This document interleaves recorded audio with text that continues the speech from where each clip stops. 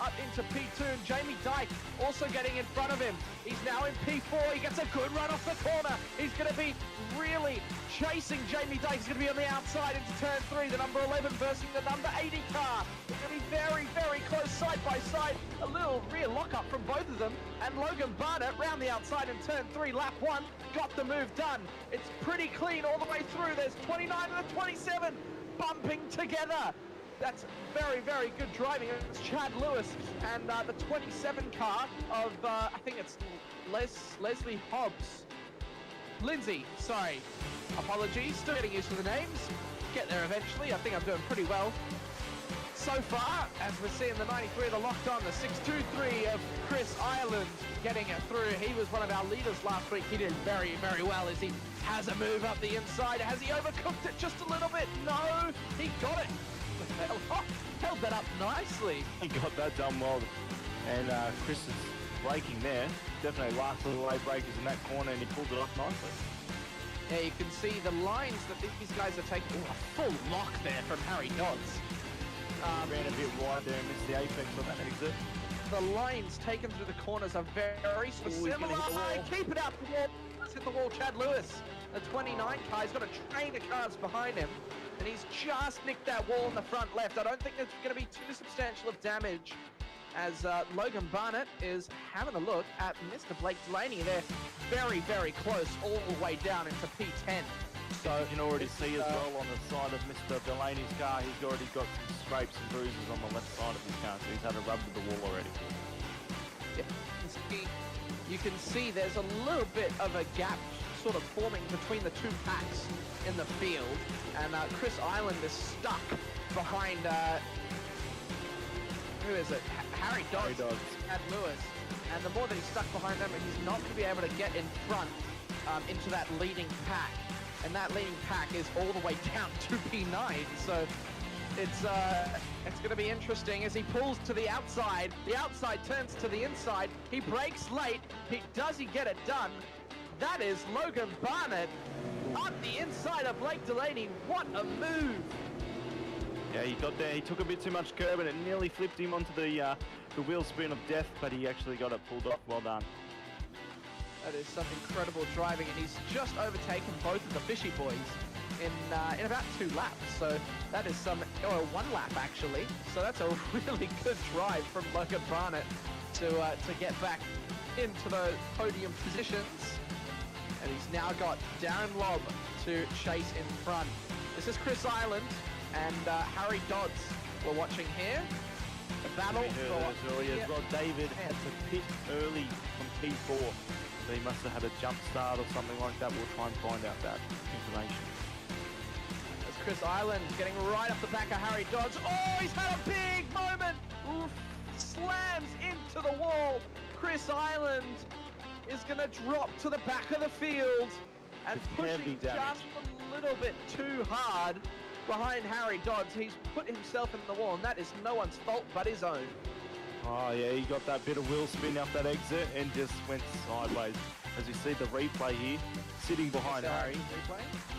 Sitting there, runs a nice shallow line. It could have been the aero wash for him to get a bump from behind Harry. I think he just had that much speed and maybe had a bit of contact with Harry, and it just unsettled the car. And yeah, you can see the massive damage to that front end. Held the brakes nicely though.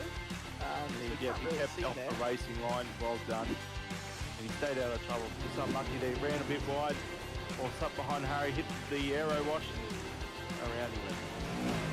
So Darren Lobb took the fastest lap, a 1:30.07. I don't think it was valid though. He must have had a rub with the... No, it was. I do apologise. It was a 0.65, so that 0.7 on my SDK live timing is correct. Yes, it's just come through. As we watch the boys go through turn 1. Jason starts to settle in and get into a rhythm.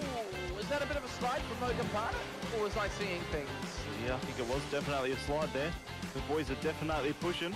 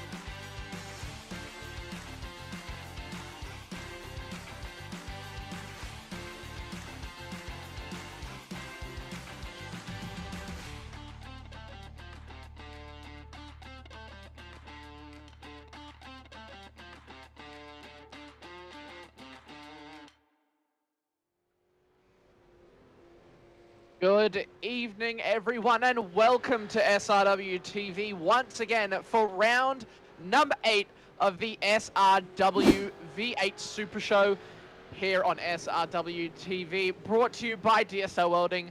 My name, of course, is Dano, and with me tonight on comms is Tyson McAvoy, who was not with us last week. We had Adam filling in, but he's back with us this week. And of course, Toddy in the comms in the producer box this evening. Barber Motorsport Park, Tyson. Creepy Crawlers Motorsport Park, you mean?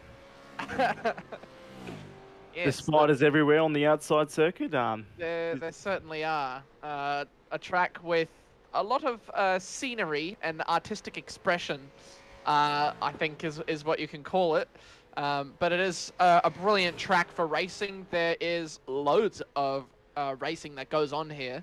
And we did see the Porsche Cups go around here earlier in the season, and it was a great race. So I'm very much looking forward to this race tonight.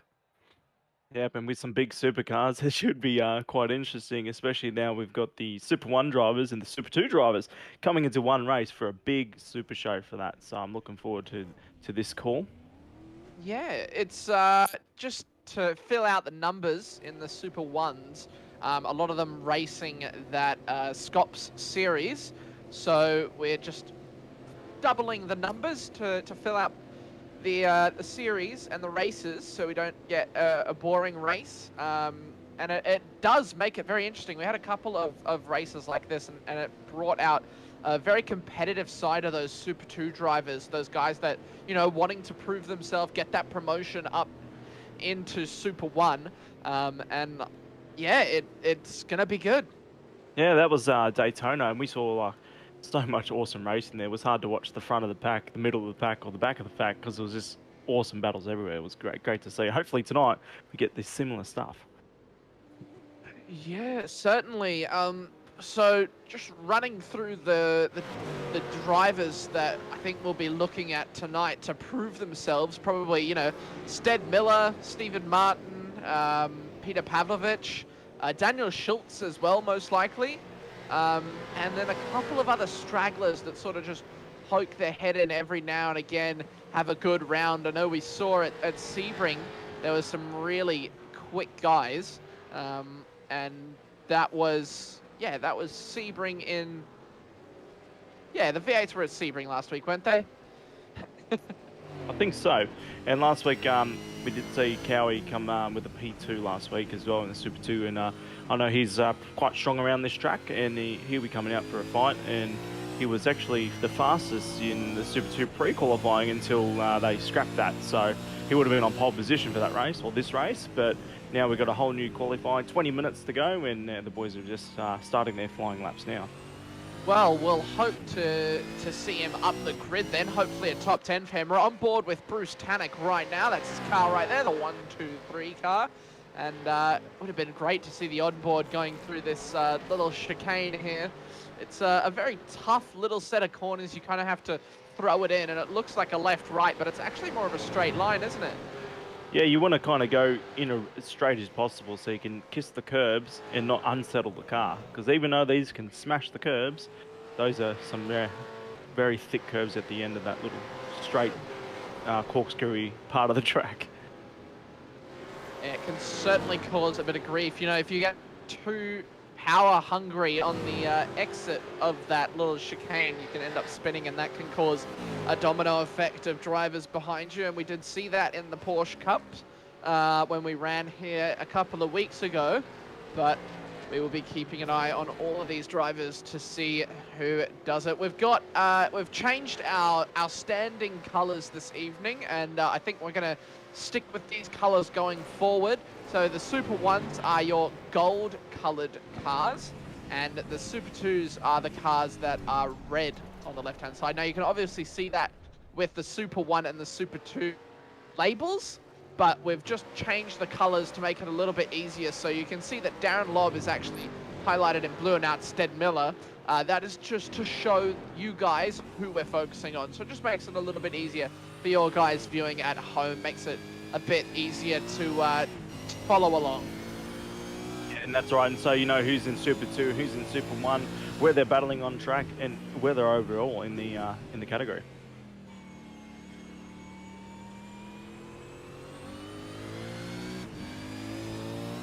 So with our first lap time up there, I think we got Darren Lobb in P1 with a 1:22.7, and Michael Whiting behind him, 4/10 off the pace. So these boys are just slowly getting into the build, as we saw before Michael pulling off after his first hot lap. So there might be just a one-lap dash. It is quite a hot track as well. I think the temperature's in the low 30s, I think, from what I saw. It's 33 degrees, if I'm not mistaken. And yes, 33 is what it says on our little standings, and you're getting a lovely onboard view of Stead Miller's car. And you can see him having to fight the car over the hill, and that is a problem I think that these guys will face. You get a little bit too complacent, and over that hill you'll put your foot down just a little bit too much and can send that car around. So these guys are definitely going to have to be careful going forward.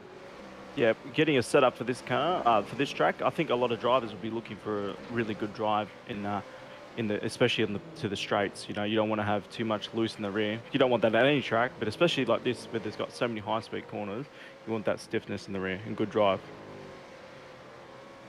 As we see a car in the background just actually loop it on the straight, so it wasn't a very good start to his lap. Not sure who that was. Yeah, neither did I. This was Paul Gwellen on your screens here. He's currently sitting P2, I believe, in the Super 2s. I'm not too sure what the timing's doing there. Hasn't got what set up, Shibby? Oh, so I'm being told that Paul Gwellen's not set up in the Super 2s yet, which is odd because he's been running in it for a couple of weeks now. Oh. I'm not too sure. It'll be fixed shortly, we're being told. He's doing good laps. There we go, P2 for Paul Gwellen. And he's actually very, very close to Daniel Schultz. Yeah, he's P11 overall, which is, it's good to see. You see some of those times really close to each other. And as we see, the top guys, again, getting ready for that second lap. Well, Daniel Schultz is only 0.04 of a second faster than Paul Gwellen, so this is going to be a very good qualifying, and only around a 10th from, or a 10th and a half back from Daniel Schultz to Stead Miller. So it's going to be a very, very close qualifying up the front there. Harry Dodd's putting in a lap. He is currently in P10, but we'll see him put in some better laps. Cowie is done a 1:24.66. Him and Cowie and Mr. Bradley Wall going almost identical for their lap times. Yeah, you can really see this time. Yeah, the tight field there. It's good to see. As I think Darren just went purple again. No, he's in the pit exit. Sorry. You see Delaney was going strong in the first sector, and then he must have made a mistake in the second. As we see, his time was purple, and then he went to orange. So. But as you can see, that there's not really much room on the track. There's a lot of cars. Yeah, it's a packed field this evening. We've got over 20 drivers out on track. A total of about 28 cars on track this evening. At 29 if you want to include our safety car this evening. Peter Baxter driving that, of course, in the promo department McLaren safety car. Always great to have the live race control, as always, for these races, as we see a big stoppage down the back straight. That was Blake Delaney, who just jumped back into the pits to reset his lap. This is Mr. Dean Sinkovich on one of his laps. Yeah, Dean's had some good racing this week. You know, 4th place on the Tuesday in the Radical, and I think he got a 4th place again on Wednesday, the Formula cars, Formula 4. And let's see if he can get a podium. Yeah, the Formula 3s. Let's see if he can get a podium today, because he's so close to getting it, and I think Dean will be pushing. And for the Sinkovich battle, I'm putting my money on Dean again this week. So I'm not going to say anything, because I think we kind of jinxed him last week, and we had that commentator's curse happen. So I think that tonight I am I'm just going to keep my mouth shut and say, you know, Dean, put on a good show for us, as you always do. It would be great to see him on the podium, though. He has been pushing really hard. He had a couple of good results, seemingly dropped back a little bit, but he's starting to get back up there. It just seems that Daniel Schultz down to, Daniel Schultz, Paul Gwellenstead Miller, Stephen Martin, Cowie, Brett Taylor, and Peter Pavlovich. Actually, everyone in the Super 2 is just so competitive in that Super 2 roster. It's very hard to get those podiums, and you really have to work for it. And finish a strong race, and you can't make a mistake, because you make a mistake, as you said, the field's that tight that someone else would jump up there and get it. Well, it's actually what we want to see out of the Super 2. We want to see these guys fighting hard like they are, because, you know, it'll really separate who is experienced enough and has the racecraft to then be put into the Super 1. Of course, there's a lot of factors that go into being promoted. I think not just the points. Obviously, the points have a big one, a big influence over who does get promoted. But there are a couple of other factors as well that do go into it. Yep, and I think it's his consistency as well. And, you know, it points out last week how he come home first, but ended up getting a post-race penalty for that race. And, you know, it splits the difference. You know, you made that once mistake, and he got a penalty for it, the 5-second penalty, and ended up going in second. But he still had a good race nonetheless. Don't know if you guys caught that on your screen. That was Troy Dooley just getting a little bit power hungry, and that rear end stepping out on him. He was able to catch it, and we can see Peter Pavlovich coming down the straight. He seemed a little bit off the pace as he goes along the grass, missing his braking point for the downward chicane. He's got Stead Miller in tow, and I think it is... It's his teammate there as well. Jeremy Bush, was it? No, it's not Jeremy Bush. I think I'm just mixing up liveries. Stead Miller, who's that in front of him? 027, is that Mitch Campbell? That's Lindsay. Oh, it's Lindsay. Lindsay Hobbs. Apologies, Lindsay. So I just want to point out that the gap difference between P1 and P2 at the moment, that's massive, especially for Michael Whiting and Delaney. They are two top form drivers at the moment in Super 1, and wow, there's a big gap of, what have we got, 5/10 there, I think? 5/6, yeah, very, very, very big gap, especially for Blake Delaney, who's usually got a lot of pace in him. Darren Lobb, though, we've seen how dominant he can be, you know, the only thing that really has let him down is that connection of him. Had a couple of, you know, what we call mechanical failures, since we can't actually have mechanical failures. And that's sort of what has let him down this season. But otherwise, he has been arguably the quickest car on track in majority of these races.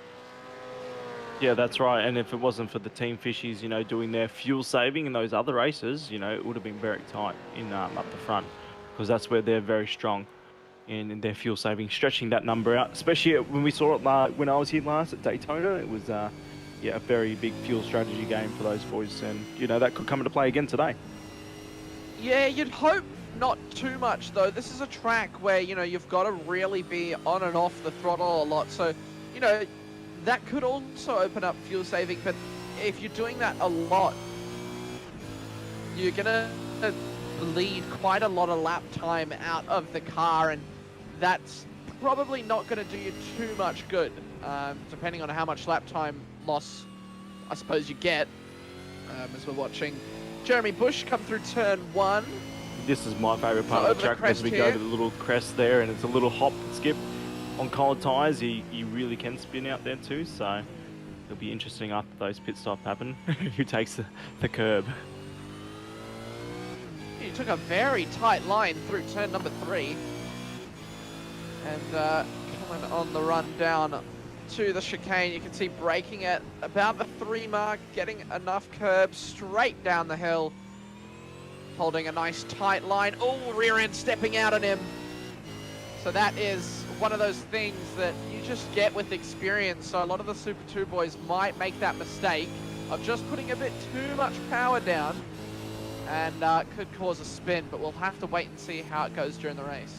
Yeah, especially that lap 1 when you got traffic around, you're modulating the throttle a lot, and you don't want to kiss the car in front, and you might just get a little bit eager on the throttle and spin around. But yeah, will be interesting to see. And that was a good lap there. Riding on board. But it seemed to quieten down. I think the track might be evolving a bit. Some of these guys at the time that just not getting it. I'm seeing a lot of orange times on the screen, a few greens, but yeah, it's seemed to be a little bit of a stalemate at the moment. We've got 6 minutes to go in quali. So 6 minutes for these guys to set a lap as fast as they can around the Barber Motorsport Park. And that is a new livery on Chad Lewis's car. Of course, he was running the bright yellow Wasp Logitech car, but he's since got a new one. I think that's the Logitech True Force colors. It's quite a nice livery. Yes, that is. As he took his shortcut and mowed the lawn there, but I think he's setting up ready for a lap.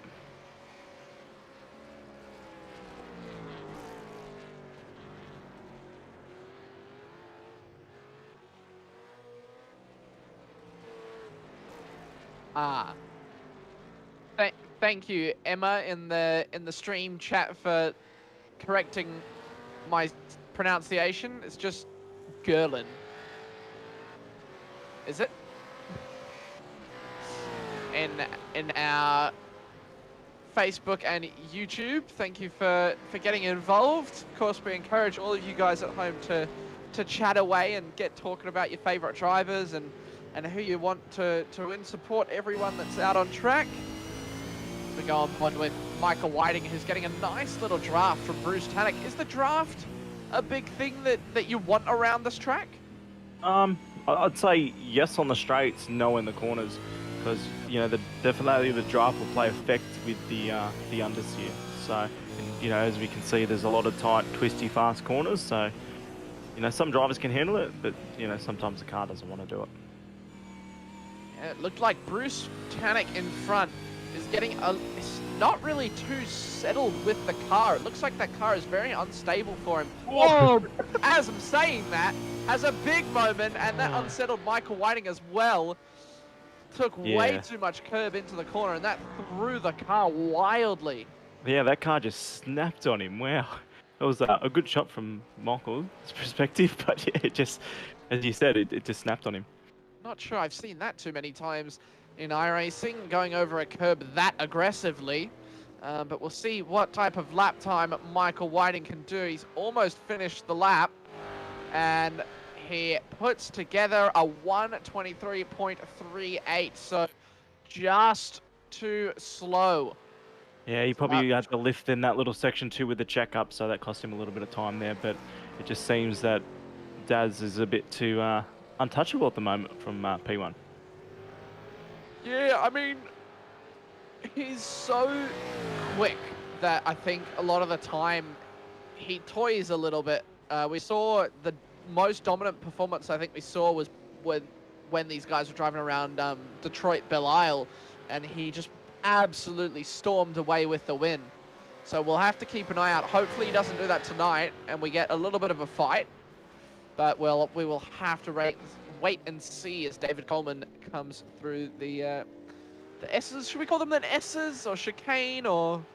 Well, that's the thing. It's more of an S, but then it's too short, isn't it? Is it just an American Dipper? Not the American Dipper. Yeah, maybe they're trying to copy us. But it is a very unique circuit for them, so it could be.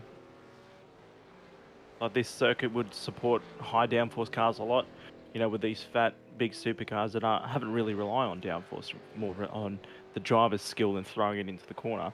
So yeah, I guess they could call it a dipper. Yeah, they run. I think IndyCar is one of the more famous series that runs here. I'm not too sure if it's big enough for IMSA. I don't think it's run IMSA in quite a while. Just because of how big the fields are. But I have seen it used, I suppose, before. And we've definitely tested it out with all our categories this week and over the last few weeks in our American series. You know, with the Radicals I raced here, I felt like the Radical was a very tough car to drive around this track because it didn't have much downforce, and I think I spun about 6 times, especially into turn 1. So seeing these supercars, you know, the guys, we've seen a few guys go off at turn 2, and then those curves are playing a big part too towards that. We'll call it the corkscrew / dipper section. Now, there's a livery we haven't seen in a while. The Crisscross Esports livery. Not supporting the pool master on that car, but where are the Crisscross boys? Yeah, we got Kylan out on track. He's sitting in 24th, not to set a time. I don't think he's set a time yet, has he? Oh, he's down to 25.7, so still pushing. So still that gap up the front. Darren Lobb 5/10 in front of Michael Whiting. And it is not looking good for those fishy boys trying to catch him. And they're on another lap now, so Michael and Blake are trailing each other. I think Blake and Darren Lobb are quite close to each other. Apologies. Yeah, it seems like they struggling to get that time. So I think Blake is about to go out and have another crack as well. And I think Michael might be on track now trying to push. So his last lap was a 23.3. So he's just very consistent about 23.3s because he did that last time as well.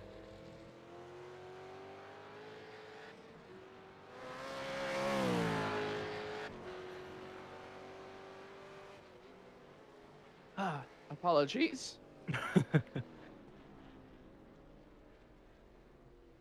So, Ty Delaney, having done a lap, he has done a 1:26.29. Only done the one lap. And he's sitting in pit lane at the moment as we see the checker flag. So we're going to see the last few cars completing their lap, and then this grid will be set. Yeah, so Michael Whiting is one of those drivers completing his lap. I think Blake Delaney is also going for his. David Coleman, Peter Pavlovich, and Jeremy Bush will be the final drivers to get across the line. David Coleman comes across the line, does a 1:23.9, unable to improve on his position. 8th place for him. Michael Whiting coming across the line now as well. Where can he put that car? Not an improvement, unfortunately. And Blake Delaney does improve, but only does a 1:23.38. So that does... Oh, sorry, a 1:23.29. Yeah, I think the track kind of maybe fell off there for some of these drivers. So that we saw, because of a lot of cars on track, as we see Peter that Pavlovich, big shunt into the wall. Nice drift. Yeah, so a lot of the cars on track. So maybe the track evolution was a bit different to what they were expecting, and some of these guys did these times on their very first run. Yeah, like Darren Lobb doing an absolutely incredible time, as always, to kick off the qualifying. But that is qualifying over, and we will get right into the race shortly.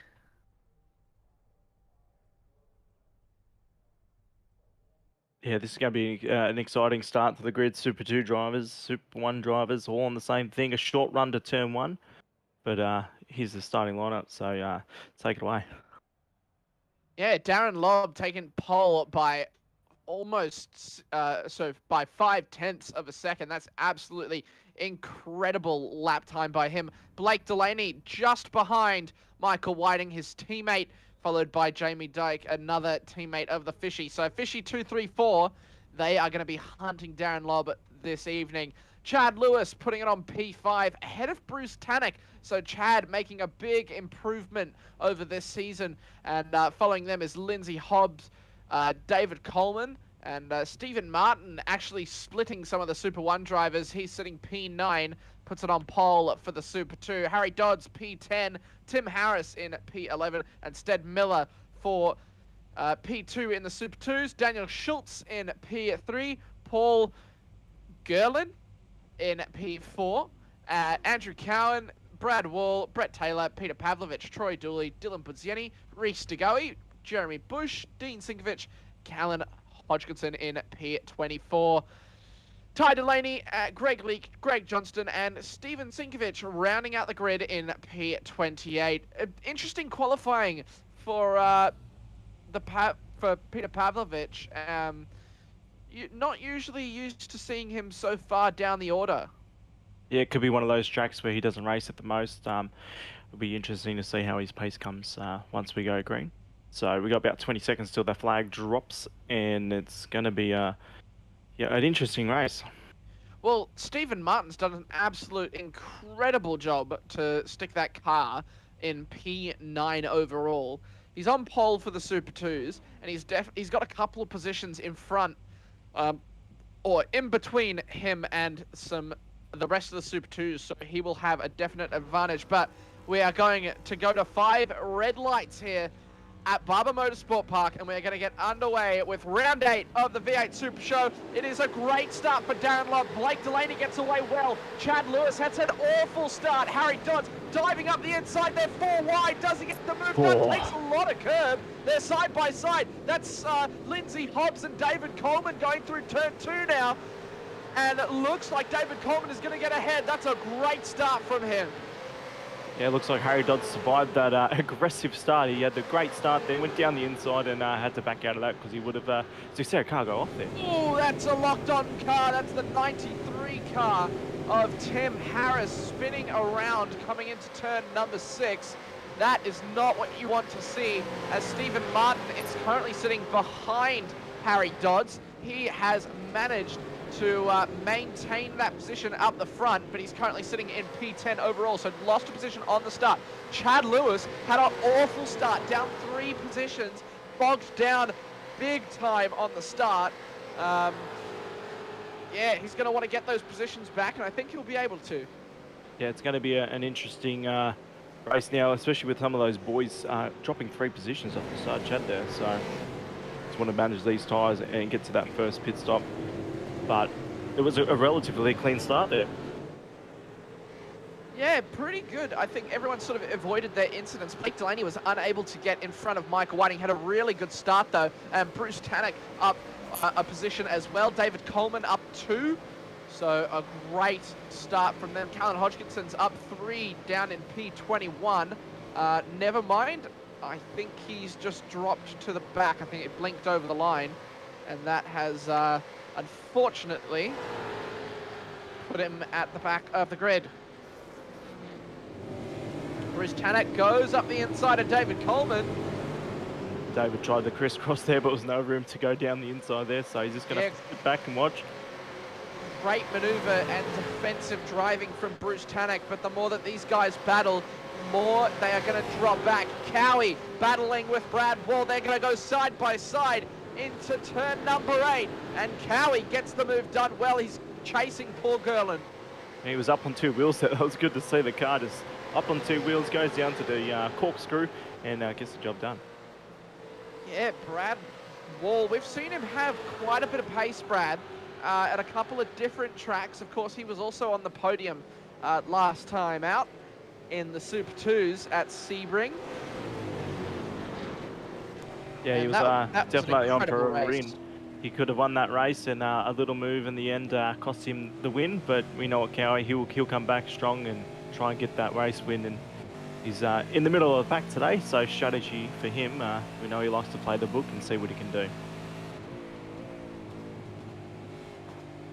Yeah, this is from the back of Daniel Schultz's car. He's up 2 positions. Stephen Martin down a position, but he's still holding on to that P1 in the Super 2s. Now, this is going to be a long battle. This is all Super 2 cars down the order, and this is going to be a great battle if these guys all stay together. It is all the way down.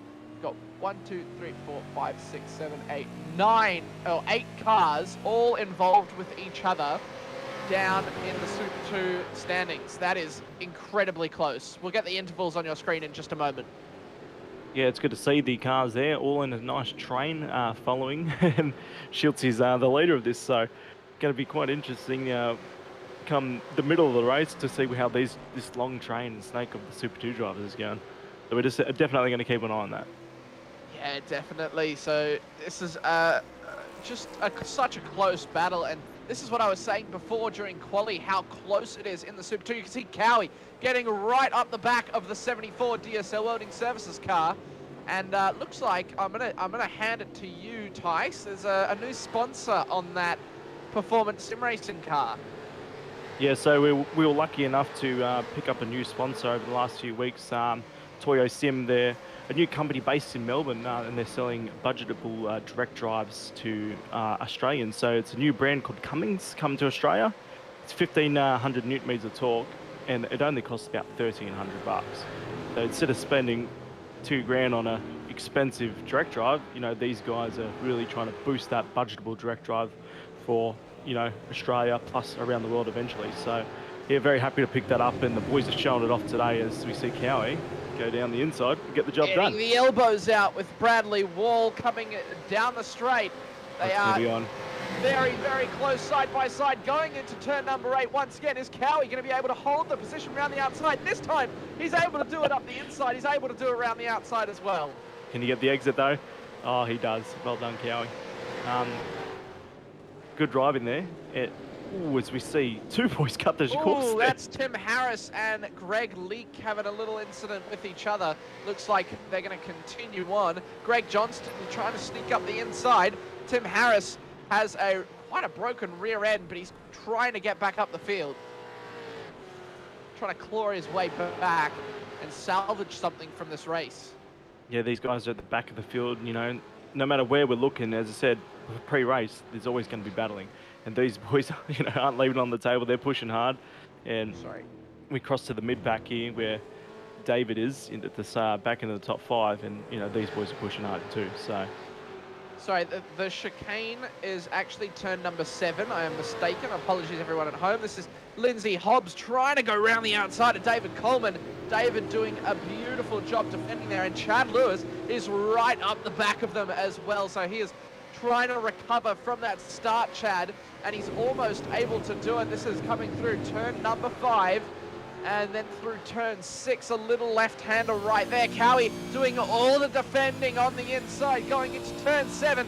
He's still in front. Brad Wall trying to outbrake him. They go side by side, and Brad has to take a little bit of grass. Could that be a slowdown for him? Yeah, they both gave each other heaps of room there. And if you hear Cowie get on the radio, I missed what he said. I think he might have a slowdown. He's just braked and let him go through, so... Oh, okay. He's giving that position up, so... And that's Peter Pavlovich on the outside, almost making it 3 wide. Cowie trying to get round the outside of Brad Wall again. This is going to be a battle all race long, and Peter Pavlovich is certainly involved in this as well. It's going to be a great battle. Yeah, as Cowie's having another look down the inside now. This battle, it's on lap 6, and these guys are going ham. So... Cowie, as I said, pre-race, he was pretty strong at this track, and he was on pole position for the Super 2s before we merged, so he's got a little bit of pace, and he's showcasing it now. Well, here's Peter Pavlovich trying to get round the outside of that purple lined performance sim racing car. Cowie defending beautifully on the inside, but that wide entry into the corner is going to give Peter Pavlovich the run down the straight. Unfortunately, not the run that he wanted. Cowie is trying to stay with Brad Wall, going up the inside on that time of asking, and that could give him a little bit better of an exit that he needed as Stead Miller makes his way around Daniel Schultz. Yeah, it's a bit hard to keep a track of all these passes, and yeah, we got Stead Miller finally getting past there and pushing through. So that put him, I think, what position he's in Super 2 at the moment. Second for Stead Miller. Ooh, well, so this is the battle. It looks like it's a battle for the lead, but 2.5 seconds in front is Stephen Martin absolutely killing it. So this is the battle for the podium at the moment. Stephen Martin, Daniel Schultz, and Paul Gerlin. Oh, that's a car off. That is the Century Motorsport car. That's not Troy Dooley. We'll get that updated. I don't know who that is. Yeah, he's getting it out of the grass, which is good to see, and back on the track. But yeah, we only caught the back end of that. That little contact. Reese to Goey. Unfortunately, we'll see what happened here. Did he have a lockup going into the corner? Yeah, way too much speed, and tried to correct it, and the car would not stop. Doesn't look like he hit the wall too hard though. That car should be able to get up and running, nice and smooth. Yeah, only light contact with the wall there, so he. As we see a lockup from Daniel, These guys are pushing hard, and we see the crisscross now happening. He's going to have to defend on the inside, but we've seen both lines down to this corkscrew have worked quite well, but he shut the door. Just squeezed him there, and Daniel Schultz had the right mind to brake and get his nose out of it. Otherwise, that could have been a nasty incident. Yeah, he just pulled out of that one. Didn't want to have contact, especially early in the race. He's definitely pushing. You can go too wide there, as we saw before, but he chose the safer option.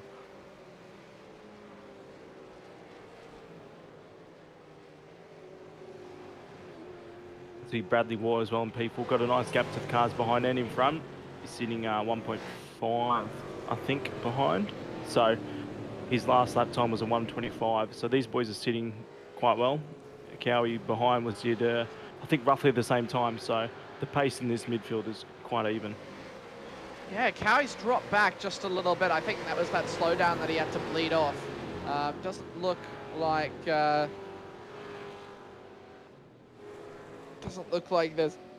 any penalties that have been handed.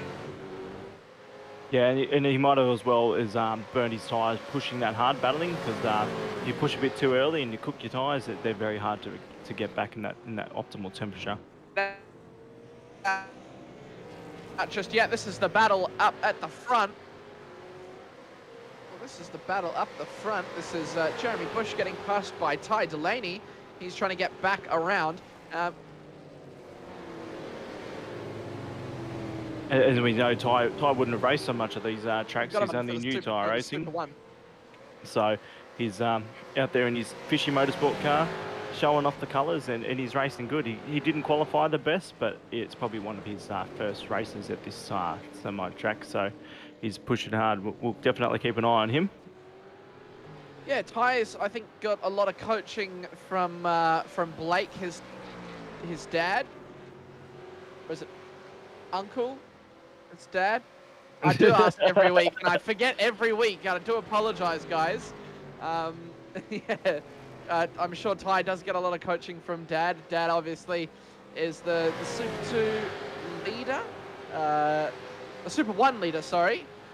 I'm sure he's going to want to get it. And we've got basically the same situation going on. We've got Stephen Martin out ahead of the Super 2s and Darren Lobb out ahead of the Super 1s, but that gap is coming down in the Super 2s. Stead Miller is really starting to close in to Stephen Martin.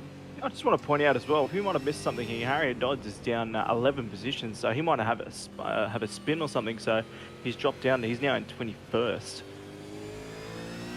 We'll have to see if we can get a replay of that, as having to hold it so straight over that crest. Any form of steering lock will just spin the car round, as Ty Delaney has a little bit of a lock-up going into turn number 5 as Harry Dodds sneaks up the inside of Jeremy Bush. Didn't see that coming. Yeah, speak of the devil kind of thing there. Harry Dodds pushing hard after maybe a spin or an off. We'll try and get a replay of that. But yeah, he's trying to push back to his position. No, I've been just told in my ear that he pitted, so Harry's pitted early. So I think a few of the other guys now might. Strategy then. Yeah, it's lap 10, lap 9, I suppose it was, as he's going to dive up the inside of Ty Delaney. Is he going to be able to get the move done? Inside, outside, done and dusted. Great move. Yeah, it was a great pass there. He's full centre, relying on the other driver to give him the room, and Ty definitely did that. So good driving there. I was looking at sort of the speed comparison that these guys take going into the chicane. Harry was not too close to Ty going into the corner, but exiting it, he was right on the bumper of Ty's rear end. So it's interesting to see just the difference in skill and experience that these guys have with the cars, and how much more pace they have and how much more speed they're able to extract out of the car and lower those lap times. Yeah, that's right, and putting the car in that perfect position on the track to get that edge on your exits as well. Is on board with Peter Pavlovich, trying to get ahead of Cowie, who's doing a lovely job defending at the moment. This is P6 and 7. Just can't seem to find a way around Cowie at the moment. He's just sort of dropped back a little bit. Maybe waiting for Cowie to make a mistake if he does. Or maybe just going to conserve a bit of fuel and go a little bit longer and get him under pit stop. Yeah, you can see the two different lines going into that corner as well. It's amazing what drivers do differently compared to others, especially the Super 2 guys into the Super 1. The speed difference into the last corner, as we see Jeremy Bush and Pty Delaney Ltd having an incident. Looks like Ty should get that car spun around. Yep, he's just giving it a flick now and going around. There's definitely been contact there, as you see a scratch on the side of the fishy car. We get a replay now. A DSL replay. So Jeremy Bush, oh, I think he's braked very late there. Had to take avoiding action on the inside. Yeah, they're both braked very late there. Yep, and understeer was really the result that happened there. Jeremy Bush getting unfortunate amount of understeer through the corner. Thankfully, these guys should be able to. Oh, I'm hearing more incidents. It sounds like Stead Miller's had an incident. Yeah, Stead Miller's been involved in an incident. We're just trying to pull that replay up as well. That's Paul Gerlin and Stead Miller. Ooh. Ooh, big shunt into the wall.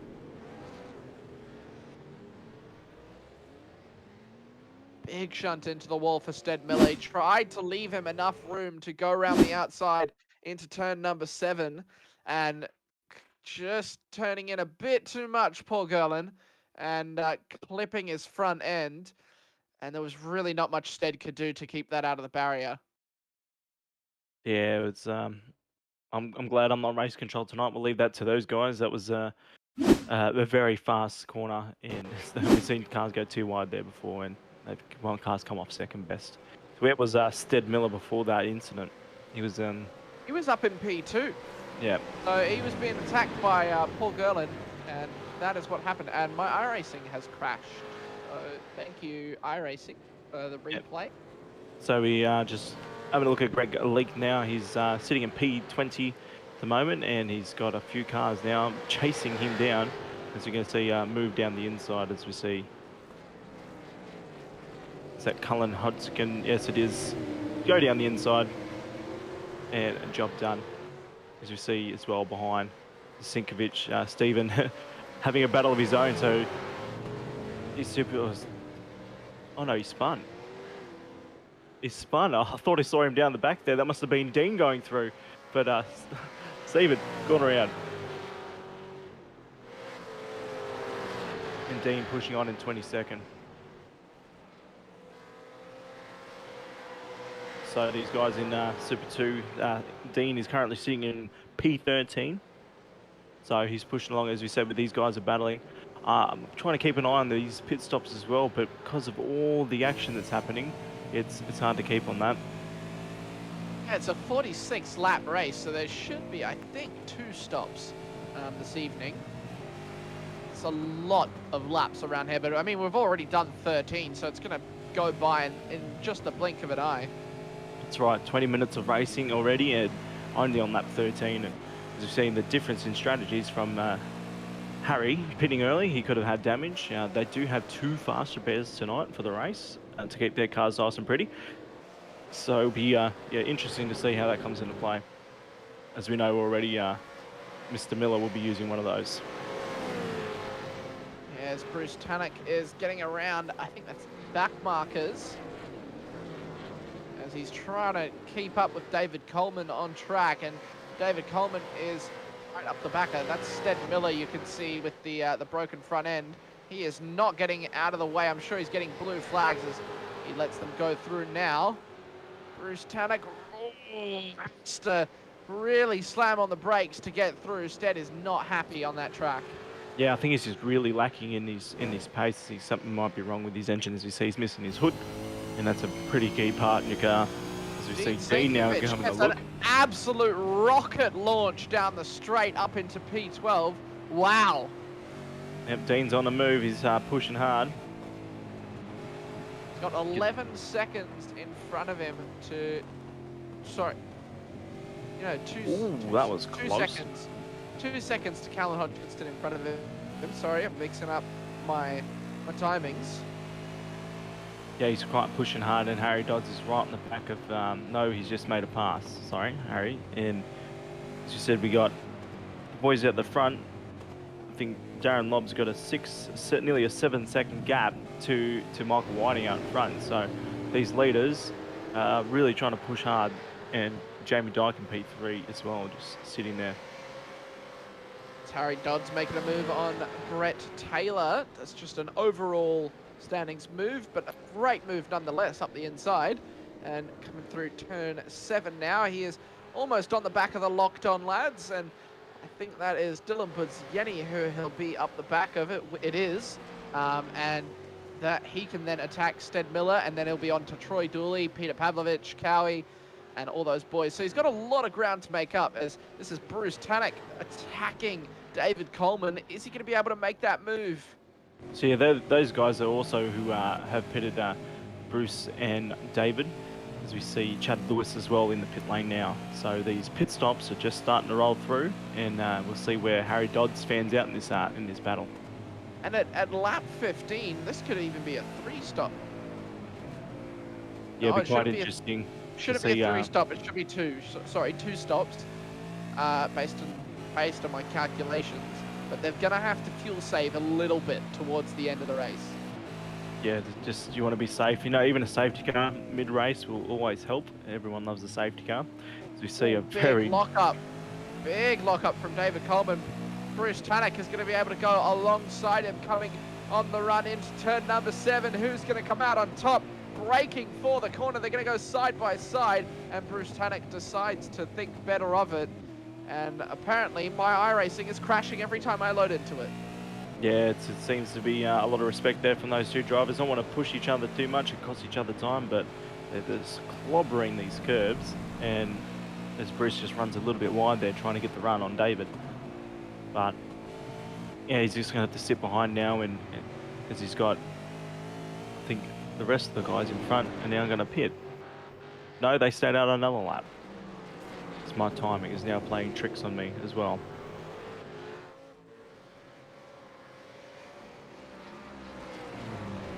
Might try and go with Peter Pavlovich here. Still in the battle. They're in top 10 now, so Cowie's in P8 and Peter in P9. But they've still got the other Super 2 boys that haven't pitted yet. So, still pushing on. And we're on lap 16. As we see a big gaggle of cars here. Harry Dodds, of course, in the mix of it. There's that Chad Lewis behind him, whose last lap was a 1:50, and Dodds at 27, so he must have just pitted. So the fresh rubber, he's going straight on the attack. 3 wide. Chad Lewis going up the inside. It is 3 wide. Is he going to get the move done? Harry Dodds holding it on the middle. A little bit of contact. They've got to be careful. That's Stead Miller trying to stay involved. He's definitely down on power, and Harry Dodds is able to hold position against Chad Lewis. Wow. Yeah, he doesn't want to let that position go, as we see this, as he gets a poor exit there. Those fresh rubbers, you see the drive for Chad is really going to push and put Harry under pressure.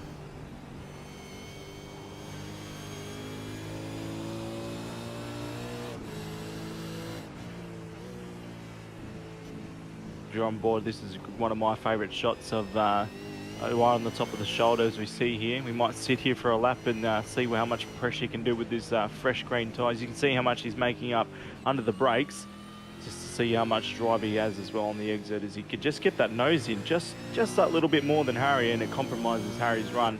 He's definitely going to have a peak down the inside of turn 1, but no, pulls back out of it. It's not a very passing spot because of the high speed, but oh, Chad is probably going to have again a look down where he got the 3 wide action last lap.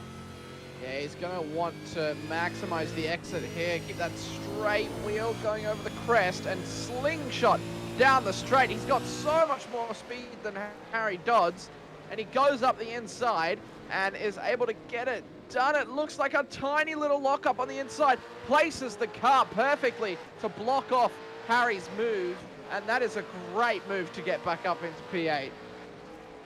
Yeah, that was a great positioning of the car there on the exits to stop Harry getting that that run on the crisscross, and he gets the move done. See Harry again to get a little bit A squirrely little on the moment exit. yeah, a little moment there. You saw the rear end get a little bit squirrely, but he was able to catch it. And this is Reese Degoe and Stephen Martin trying to get through the pack. I think he's gone into the pits, and now that is going to bring up a lot of questions for race control. Who is at fault there? As we hear as well, lap 15.081, which will be Harry Dodds, is now under investigation as well. So we'll be keeping an ear out for that result.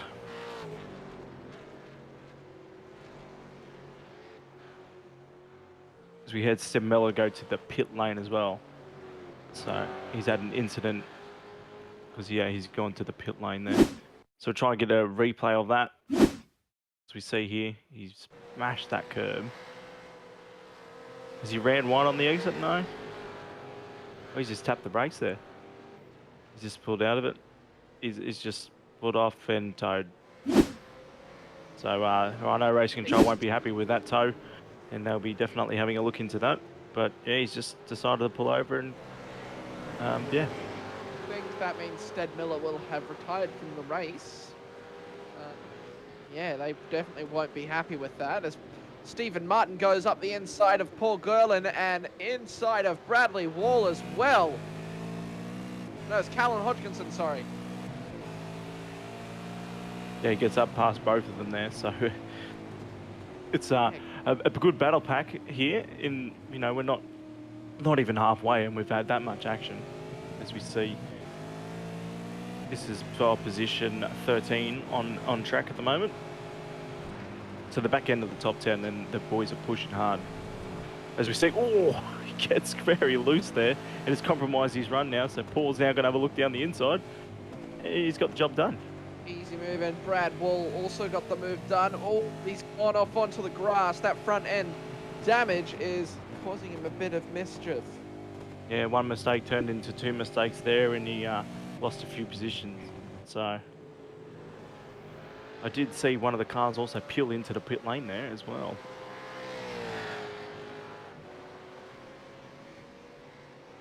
So yeah, Cullen pitted and Darren pitted as well, as we've just been told. Sorry.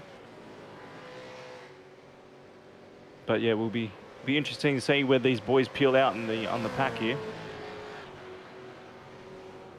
And then Darren's still in the pit, and these boys are now just gone past. So this could be a fuel game strategy on, they might have taken less fuel in their stop to get the jump, and as Darren's just taken more, but he's still in pit lane. So it's a very long stop. Be interesting, we'll have to keep an eye on that. Yeah, Jamie Dyke now up the back of Michael Whiting, and following them is another back marker, but Blake Delaney has sort of dropped off of the pack. About 1.5 seconds, almost 2 seconds behind these guys, and Darren Lobb trying to make his way back through the field, going around the outside of David Coleman. They're going to stay side by side over the hill, and it looks like he's got the move done. Is he going to have the run on the inside? Bruce Tunnett is going to try and follow him through. Oh, big amount of contact. I don't think David Coleman has seen him. You boys have got to get off the apex. Yeah, it's going to be someone moving in the braking zone there, I think. And as you see, a bit of bit of argy-bargy. And when the rejoin there cuts off. Ooh, again, enjoy that one, Race Control. We see Michael Whiting come into the pits, and Jamie Dyke, the 67 of Mr. Sinkovich.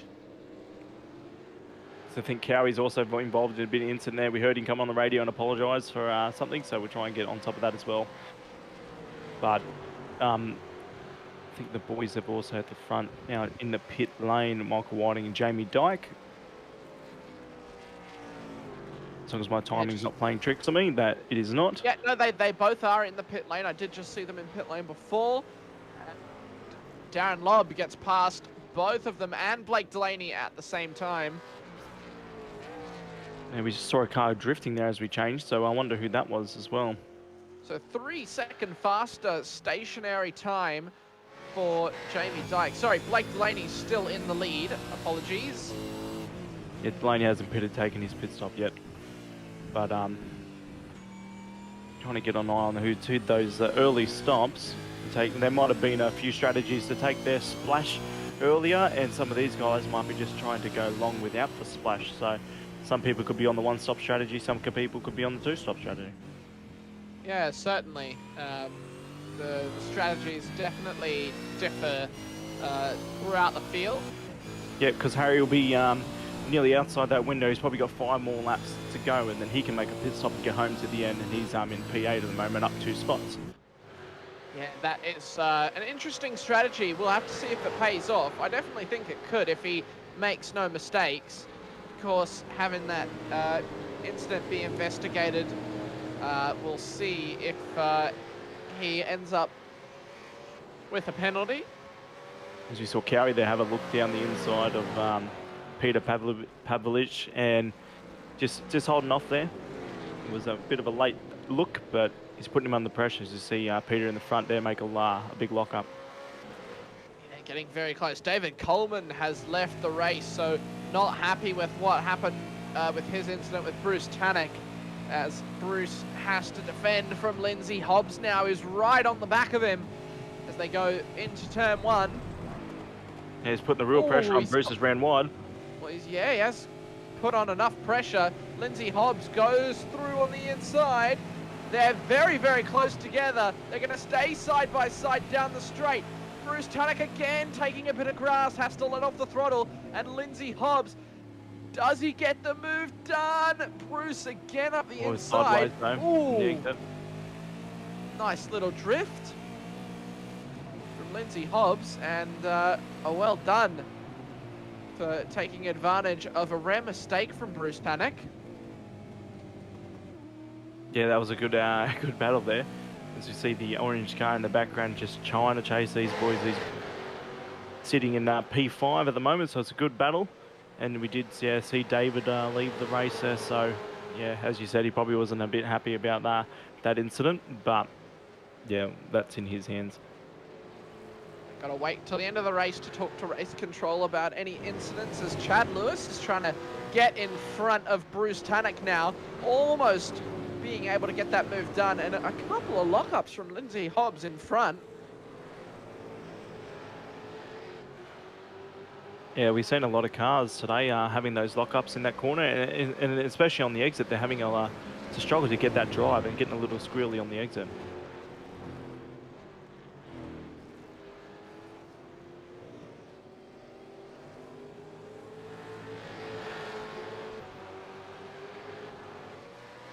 Yeah, we might try and get a replay of that up in a second. The incident between David. Oh, no. Another incident, Chad Lewis and Bruce Tannock. So Bruce being involved with another incident, he is not going to be happy about that either. Yeah, I think the redress is happening there, but nonetheless, they still made contact. And it would try and get another angle on that one. But the redress was just given. So a good sportsman there. He obviously knew he made the mistake, and he just given that position back. Yeah, good to see that it's still, there. I think that's why Bruce was so stationary when he spun with David Coleman, is he was trying to give the redress back, but David just wasn't moving. Yeah. And we see our leader has just come into pit lane, so now Delaney is going to drop down the order, and Darren Lobb is now our new leader again. Yeah, Darren is absolutely dominating this race once again. He's almost 14 seconds ahead now. Absolutely dominant performance, and it's a little bit unfair. I don't know if we're going to be able to allow him, because he's back into the league next season, because he's just in a league of his own. Yep, but I'm going to point out that it's now lap 23. And guess who put it on lap 23? So that's half distance. He's got a very good chance now of going all the way, Mr. Delaney, on his strategy on a one-stop. So we might see Darren, Jamie and Whiting pit, but Blake might have all the fuel in the world to get home. Yeah, it just shows how incredibly good at fuel saving Blake Delaney is. It's absolutely incredible to take you know, where most people pitted from about 15 to 18, he's taken that to lap 23. It is such a significant difference. And if any of you guys at home have tried doing that type of fuel save, it is not easy at all. Yeah, and he doesn't really lose much time. He probably realised that maybe No, he Darren was a bit doesn't. quicker today, and he's taken a different approach. As you see, Greg just kissed the barrier there. I think he got away with that one. He only lost 2 spots, and on he goes. As we see, Harry Dodds now on lap 23, making his second stop. Harry should be able to get a couple of positions for the undercut, I think. I think he's made a smart decision going in early. Yeah, maybe going the long distance, playing the fuel game. For him, he just didn't see it happening, so he took a different strategy, and he's going to be hurting in the later stage of the race, but, you know, he's got a long way to go on that set of tyres. So they definitely took tyres? Oh, yes, they're going to take tyres for sure. It's only 8 seconds max, and they're going to take more than 8 seconds worth of fuel. It is definitely true. It's about a 20 to 25 second stop, it seems. So yeah, Supercars will basically take tyres every time unless it's a tyre cap race, where then more strategy comes into play. And I think I would like to suggest next season maybe seeing a tyre cap race for sprint rounds or something. So when it comes to pit stop time, you have to really play the mind. When do you take those fresh set of tyres and when don't you? As we see a car go sideways. Ooh, Callum Hodgkinson. Oh, he did good there to keep control of that. Yeah, he that only was a lost a great couple of save. attempts. But putting on a show. Yeah, I know, of course, we have the tire cap, obviously, in the NASCAR Truck Series. So, you know, it would actually be quite cool to see that implemented in the Supercars as well. Yeah, and it brings a lot of different thinking with strategy. When do you want to take it, and you make it a 2-stop mandatory race or something fun, different, and make it mandatory for people to use their strategy brain a bit more.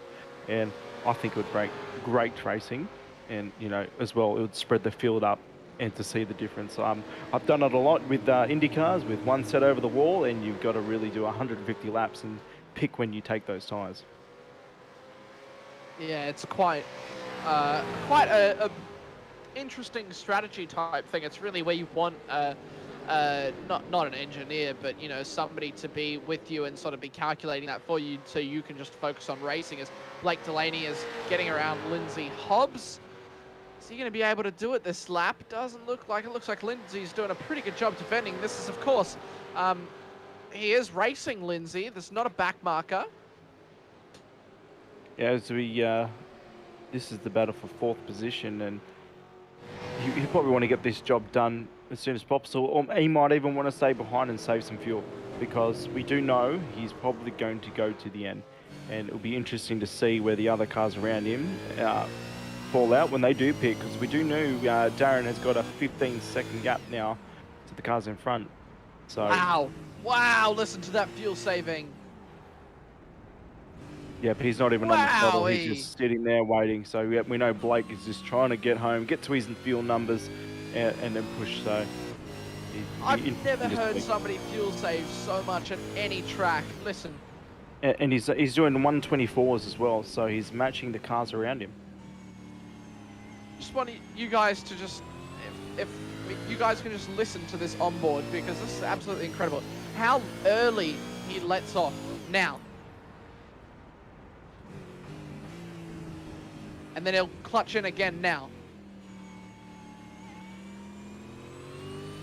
Incredible. Absolutely incredible. And then going into these S's as well. Crazy. Yep, and he's saving that fuel. Crazy. And he's sitting behind using the toe of the car in front, Lindsay, to help him. I cannot believe somebody can fuel save that aggressively and still put in the lap types that Blake does. That's absolutely incredible driving, and the skill he must have. He's got to have paddles on his wheel for sure. Yeah, it's just good to see as we see the battle here. We go to pass done by Greg Leake and Cullen Hodgkinson again, as we see him go down the inside of that high speed Oh, he goes down the inside, goes the job done. Chad Lewis was able to sneak through as well. Greg Leake, after he had his incident with Bruce Tannick. And gets through on Callan Hodgkinson as well. So Callan Hodgkinson now is in overall P16, unfortunately. Like Harry Dodds is down there as well, but we know that's because he had a pit stop. He had an 8-second stationary stop. 8 seconds, so yeah, he must have just topped his fuel up, and yeah, but it did seem like a short stop, so it'll be interesting to see if he has to make another one now. 8 seconds seems very short.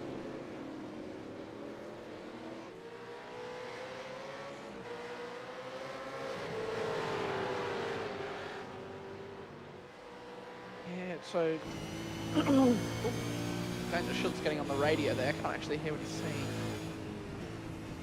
Might just be an apology. But a big thank you to everyone at home who has tuned in. We always appreciate you guys watching as Brees to Guffey has to sneak up the inside of Greg Leake there. We appreciate you guys tuning in every week and subscribing to all of our channels. Follow on Facebook, give us a like, and subscribe on YouTube. Hit that notification bell so you guys don't miss a stream. And of course, we wouldn't be able to do it without the sponsors either, so big shout out to all our sponsors. Hey, Daniel Schultz coming up the back of Race to Go. He's lapping a Super 2 driver. So a Super 2 driver lapping another Super 2 driver. I don't think we've seen that too often. Yeah, not much in our races, especially with the Super 2s having a sprint run. Of course, as well, a big thank you to our sponsors, DSL Welding Services, Promo Dept, and DragonRC for sponsoring the series. Darren Lobb just saying thank you to a back marker. Yeah, without those sponsors, so you know, we wouldn't be able to get this broadcast out, and you know, all the behind the scene work as well from the boys. So yeah, Daniel Schultz has a 5.5 second gap on Stephen Martin, as Blake Delaney is still sitting behind Lindsay Hobbs.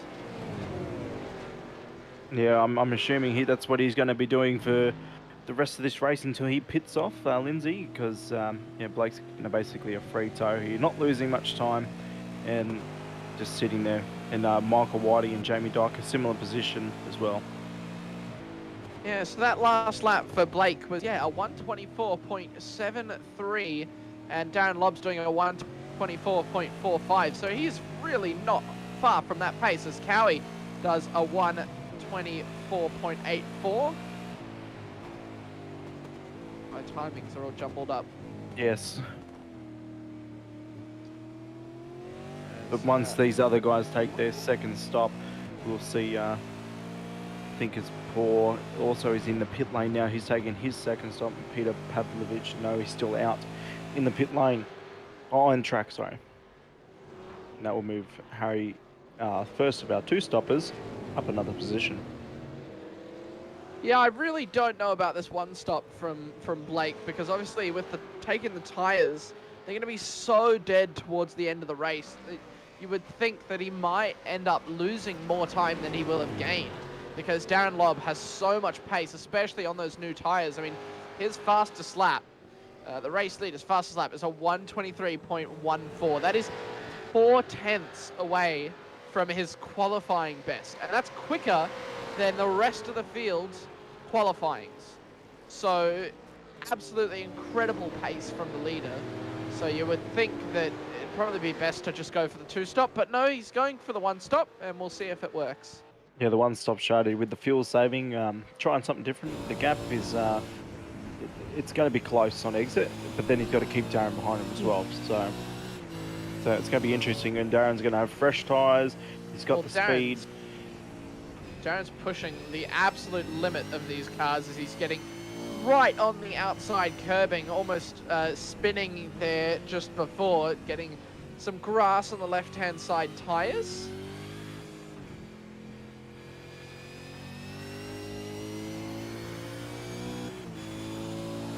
a 5-second post-race penalty for car. I don't know who it was actually. Yeah, I didn't get to hear that either. The race controller is a bit quiet tonight. 29, I think he said. Chad Lewis. So it'll be interesting when that comes up on our timing to confirm that. But there has been a lot of cars under investigation and not many penalties handed out. So Thankfully, no safety car as well. yes, and you know it's a track that has seen safety cars before in SRW over the last few weeks. So it's good to see the supercar guys again showing that we don't have safety cars that much. So you see Cowie going for a move down. Looking down the inside of Dean. Ooh, just has to sit behind Dean. And, I think it's smart that, Blake Delaney is a smart driver. When he sits behind someone, he just fuel saves. I think that's what you just need to do. If you're ever stuck behind somebody like Cowie is right now with Dean, just fuel save. Take a couple more laps, to go further. You'll be able to go further. You get the pit stop done. And it'll be a shorter pit stop as well because you won't have to add as much fuel. Yeah, and it's also good because if you get in a battle with someone in front, you might lose time to the person who's in front of that car as well. So it could hurt you over a long stint and really affect your race in total. We'll have to keep an eye on Blake Delaney as we are. And Cowie, is he going to be able to get the move done? You can see how wide he's trying to make the car to get that exit done, and Dean is doing a brilliant job of defending from Cowie. He's going to have a look up the inside. Cowie's putting him under pressure, and then he's got the job done, I think. Yeah, it looks like he has done it on the inside of turn number 2. Great move. He showed the nose and said, Dean, I'm going past, mate, and got the job done.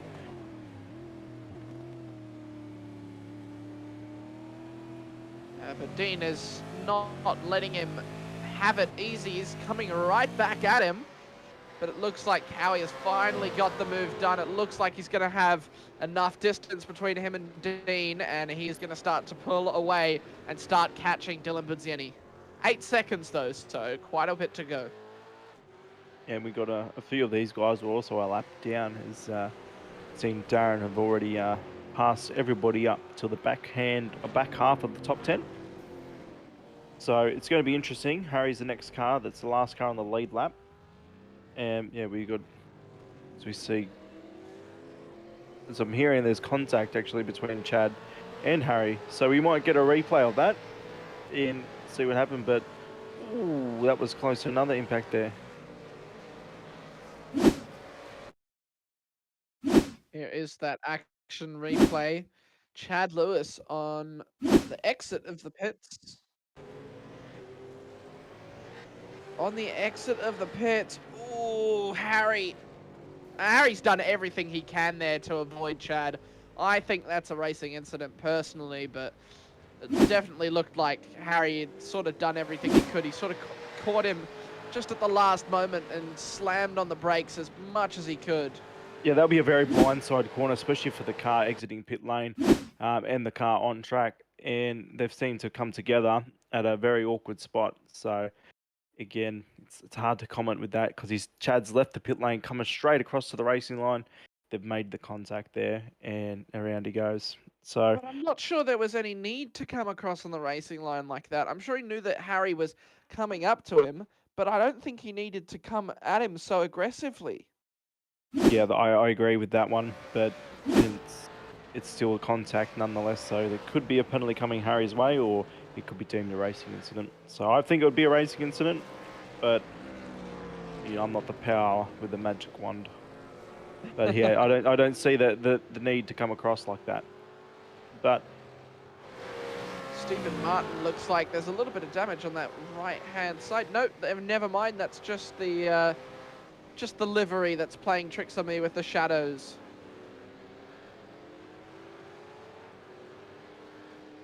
Yeah, this is the battle for 8th position on track.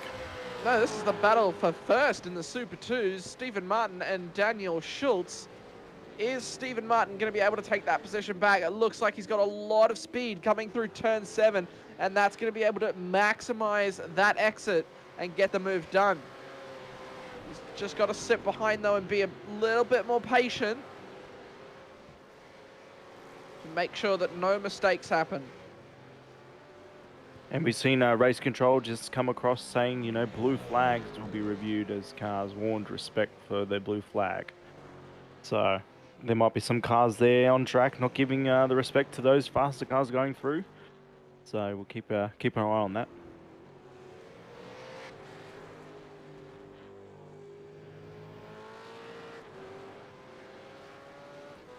We've got 10 laps to go in this race as well, and you know, these boys have been racing for 52 minutes, pushing hard, getting to that end of that race. It could be 15-second gap from Jamie now as well for the lead.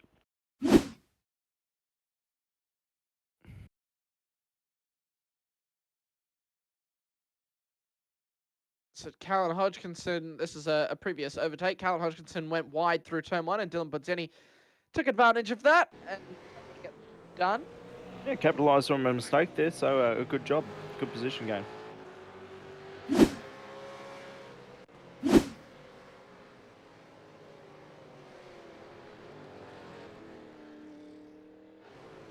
This will be the podium spot for Super 3, isn't it? Yes, it is. So this is the battle between Brett Taylor and Brad Wall. Not the podium just yet. Paul Gerlin is a little bit ahead of them. That's P3. But there's still a good battle nonetheless. Brett Taylor has had an absolutely wonderful improvement. It's great to see him fighting at the front of the Super 2 pack. We saw him, he was sort of at the back of the grid when he first started, but he's seemingly done a complete 180 and is doing very, very well now. Yes. As race control come again. Well, Harry did get a penalty for that. Penalty for Harry, as I've just watched contact between Brett Taylor and Brad Wall. Looks like Brad definitely gave him the redress though, but unfortunately Peter Pavlovich was able to get through, and so was Troy Dooley. So he redressed that position well, so well done from Brad, but unfortunately they both lost out on positions, and Jeremy Bush is trying to capitalize on that as well.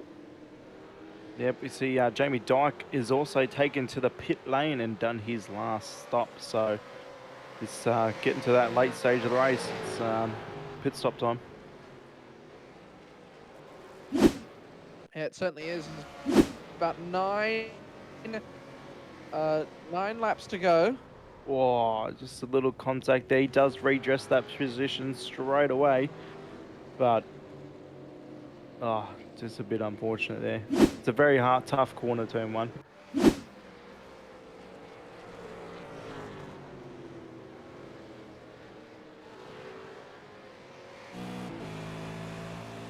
We're on board now with Daniel Schultz in the Super 2 category, leading at the moment,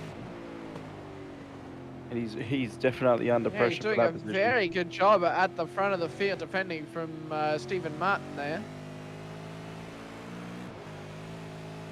I think as well, Michael Whiting has taken his pit stop at the front, and Darren Lobb is also in the pit lane. So the rejoin for Darren. We see Delaney go through, and remember, Blake Delaney was the car that I'm watching to see where he comes out on track. So the gap at the moment is 2.5 seconds from Delaney and Blake. Oh, Darren, sorry.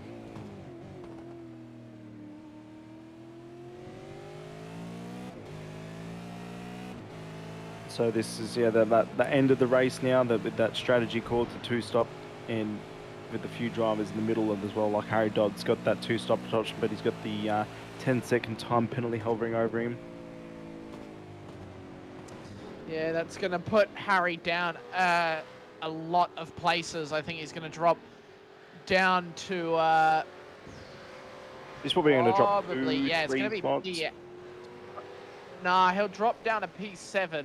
Bruce Tannock has left, as well as David Coleman and Tim Harris, so they're all out. Harry's back in the pit lane. I think Harry's back. Yeah, so he's just gonna end up in P7. So I think he may be leaving this race, unfortunately, which is annoying because he was having a good race, and that I don't think that was really too much of his fault. I think he'll have some words with race control at the end of that, as Lindsay Hobbs comes into the pits and Blake Delaney is released into the lead.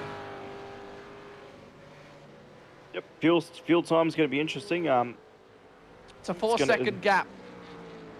Yeah, so that gap, as I said, was going to be really close. It's going to be the fresh tyres versus Delaney's old with the 20-odd lap tyres now. So it's only got 7 to go. It's going to be tight. Well, it's a 4-second gap, and it's getting bigger and bigger. Blake Delaney is starting to pull a little bit on this. Of course, as Darren Lobb has his opening lap, he's still getting those tyres up to temperature, and Blake Delaney is really putting on those afterburners now towards the end of his tank. There's going to be 7 laps to go. And it's going to get very, very close at the end, I think. Darren Lobb's really got to push. Yeah, he's got to push, and he will want to get that win. You know, he had the pole position. He doesn't want to leave it there. Blake Delaney started in 3rd, and he's up 2 spots. So, you know, it wouldn't be an SRW race without some juicy ends. So, on for a charge now.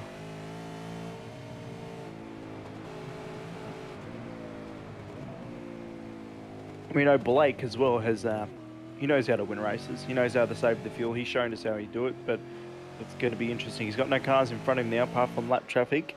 I don't know how he can push and maintain that 4-second gap. As well as the draft, if you're in the draft as well, you save fuel naturally. So he's going to actually have saved even more fuel, as well as Stephen Martin now is trying to get that move done on Daniel Schultz up the inside of turn 7, unable to get it done. Daniel Schultz doing a great job defending this lead from Stephen Martin. There's really not long left to go in this race. And it could come right down to the wire. Yeah, it's good to see. We got an intense battle for Super 2, and we got an intense battle for the Super 1 boys as well for the lead in both classes. So, you know, these boys in Super 2 want to show that they can race just as hard and put on a good show. And, you know, they're in 8th and 7th on track, but, you know, 1-2 in the Super 2. So, yeah, it's actually been a very almost identical race for both the Super 2s and the Super 1s. It's actually quite interesting.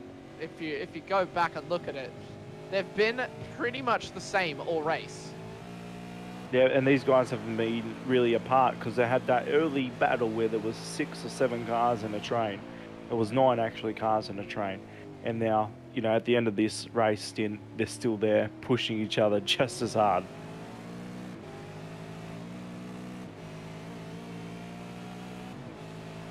Stephen Martin still unable to get the move done. He's trying to get it done again into turn 7. I've got to point out as well, able to do it. Darren has cut that time in half at the front. That's 3.5 seconds. It's a 2.5 second gap now. Well, 2.5 seconds. Blake Delaney out in front. Is it 2.5 or 3.5? 2.5. Am I blind? Yes, you are. It says 3 on our standings. Yep, so they're 2-second gap now, exactly 2-second gap to... Oh, there, it's just updated. Wow, he is really pushing hard and is probably going to catch Blake, definitely before the checkered flag. He's already going to catch him. I think he's going to get him. Yeah, he's going to catch him in the next couple of laps. It's those new tyres. I told you I didn't think it was going to really work. But it looks like... he's going to the pit lane. Darren Lobb coming into the pits. This is interesting. Has he misfueled the car? We did say he was in the pit lane for 8 seconds, so has he underfueled the car? That is a good question. Ah, wow, this is interesting. As we see, Jamie Dyke gets past, yeah. Michael Whiting gets past, and he's now out of the podium contention. He stops, the car He's goes up on up the on the jacks. jacks. So he's not serving a penalty, he's getting tyres and fuel. Yeah. He short fueled his car. That is interesting. Yeah, It's now he's dropped unfortunate. down I to think 5th. Darren has continuously made these mistakes. And I think that is just a lack of having a spotter or just anyone in him, in his corner, in his ear, just helping him out there. And it just unfortunately misfuels him. I know there's obviously crew chief and race labs and caps that can help you. These are overlays and extensions that are partnered with the iRacing, not partnered with the iRacing service, but are offered to use with the iRacing service as third party. Oh, we got to move here. They can help you as Stephen Martin is going to have a look. He brakes later than Daniel Schultz into turn 1. They're side by side. Is he able to get it done? He switches back on him into turn 2. Squeezes his nose up the inside, and Stephen Martin gets the move done finally on Daniel Schultz and takes the Super 2 lead. Oh, well, that turn 1 move was definitely on there. Like, these boys are showing those Super 1 guys how to go through turn 1 side by side. Yeah, he switched back on him and snuck his nose through. I don't think Daniel Schultz was expecting him to sneak through there into turn 2, because he just left him.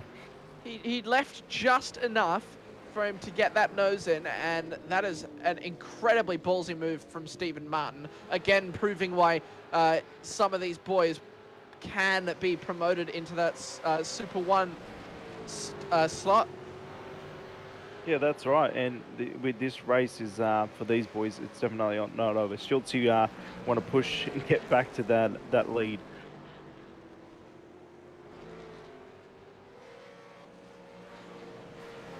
And that car behind as well is a lap down. He's not involved in this race, so he might be just sitting there and enjoying the view of this hot tip battle.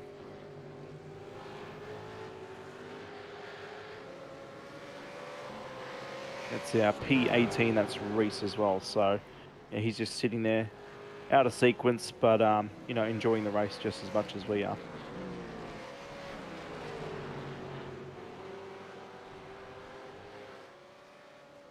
Yeah, so Darren Lobb's already made that pass. He's back up to 5th position. He's got to catch Lindsay Hobbs, and they're right on the back of him. Is he going to get the move done? Lindsay's been very good at defending, but lets Darren through on the inside. A little bit of a slide from that rear end. And they're going to go side by side. Lindsay Hobbs on the inside. Is he able to defend? No, Darren Lobb is just too good. Fresh tyres as well. He just got those grip rubbers, so he's going to go through to M1 and take that position, and he's now up to P4.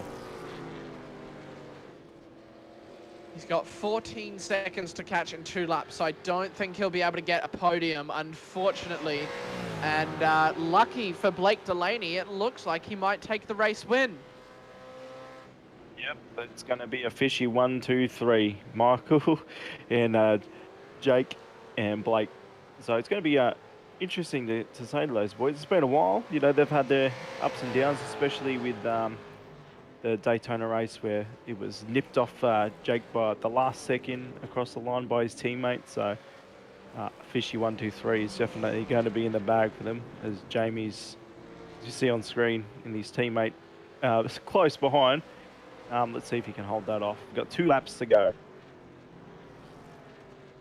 Yeah, Jamie Dyke having to defend from Michael Whiting. Of course, the Fishy boys have had some coming together. We obviously saw it in the Porsche Cup on Thursday night.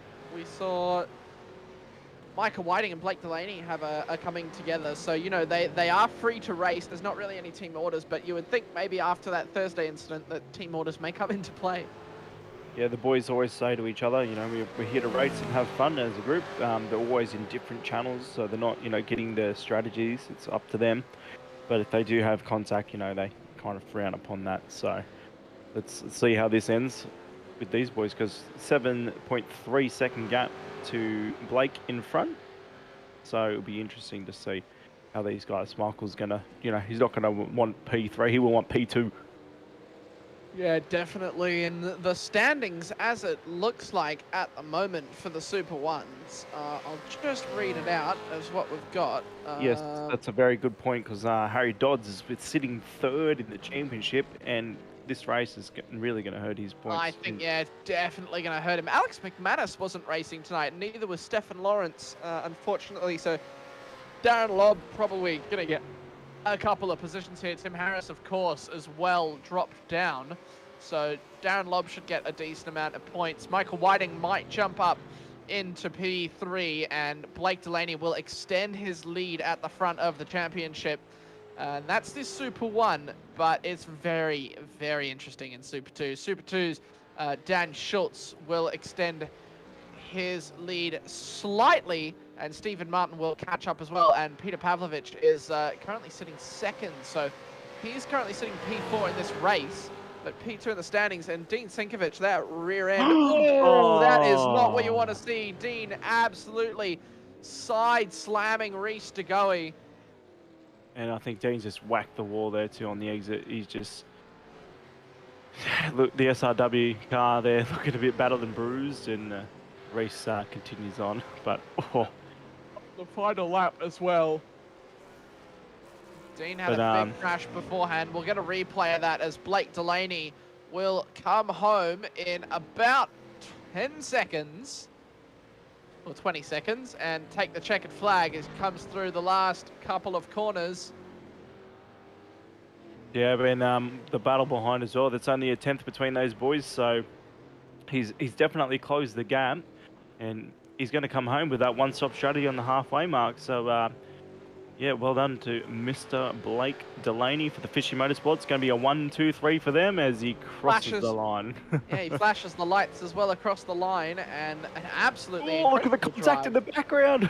Oh, it's going to be nail-biting close to those guys as Jamie keeps it. Jamie Dyke just gets it. Jamie Dyke and Michael Whiting getting very, very close together.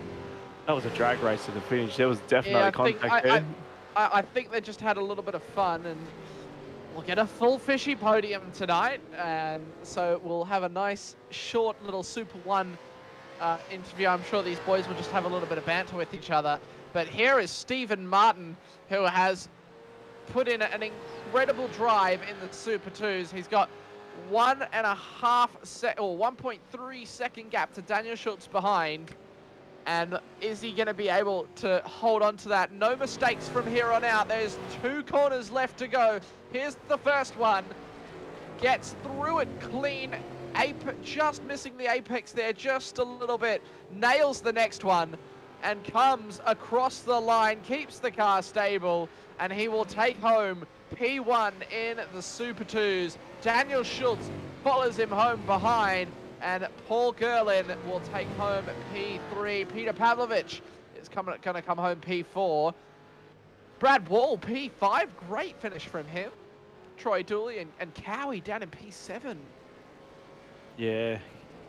Seems like the performance Sim boys didn't have the race they were looking for, but you know, we all know those guys, especially Cowie, will bounce back after his race win last week. Oh, his P2 last week, sorry. We'll try and get these guys in the chat. We'll get them in shortly. I think Jamie Dyke's already in there. We'll wait for them to trickle in. They all know the drill. I will be back.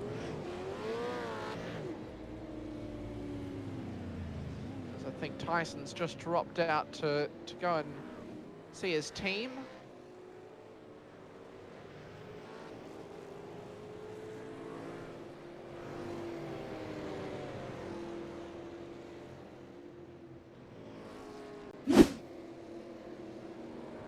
So there is your standings for this evening. Blake Delaney takes your race win, followed by Jamie Dyke, Michael Whiting, Darren Lobb coming home P4 after making that unfortunate misfuel error. Lindsay Hobbs, Chad Lewis is the P6 overall and P6 in the Super 1s. Harry Dodds coming home P7 with that 10-second penalty. He's 1 lap behind. Stephen Martin takes home the win in Super 2. Daniel Schultz P2, Paul Gwelin, Peter Pavlovich, Brad Ball, Troy Dooley, Andrew Cowan, Brett Taylor, Dylan Pudzieni, Reese DeGoey, Dean Sinkovich, Callan Hodgkinson, Jeremy Bush. at the back. And there was a couple of retirements and as well, with a couple of people leaving the race. Yeah, it's always a shame to see some of those boys race, you know, halfway and then have an incident and then leave. So it's just hard racing. Unlucky for those guys, and hopefully they bounce back and we'll see them next week. But overall, that was a great race. You know, Fishy 1, 2, 3, and then the battle for the Super 2 win, like, it was on. Yeah, it certainly was on. It was going to be very, very close. But Stephen Martin just ultimately having the pace on Daniel Schultz. Just getting it done in the end. So great little drive from him. 46 laps is certainly not easy to do. It's about an hour and a half drive, or an hour and 15 minutes, and that's definitely an endurance, I would say. Yeah, a big drive for those, especially when the Super 2s have a shorter race as well. And, you know, to do this on a track where you're turning, you're braking a lot, and you're pushing that extra hard. As we got the 3 Fishy boys, I think we might drag them all in at once. Yeah, may as well. Ben?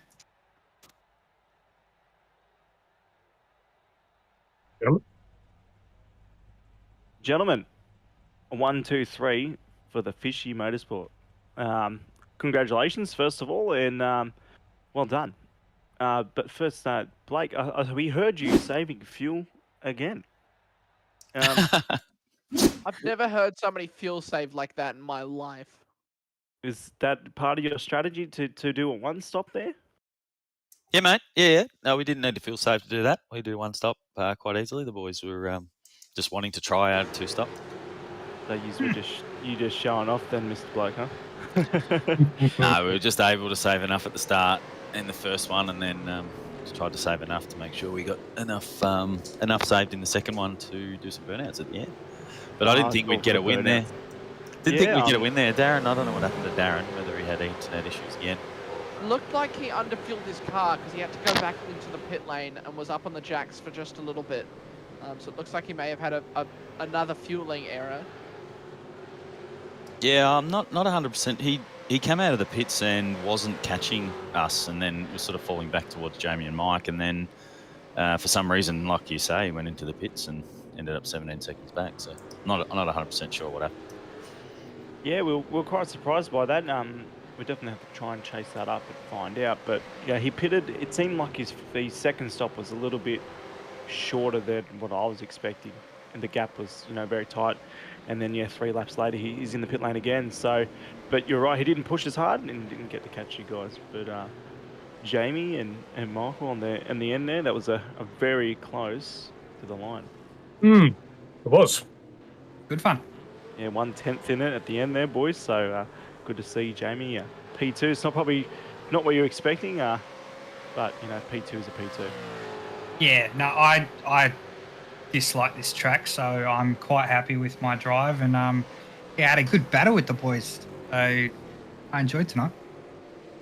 It was very entertaining for us because the Super 1 boys were having to push hard battle, and then, you know, we're looking back through the Super 2 guys, and it was on everywhere. So good job to you guys, and, you know, 1, 2, 3. I'm not sure if that happens for you guys a lot, but there is a lot of yous, so, you know, congratulations on that, and yes, to you as well for the P2.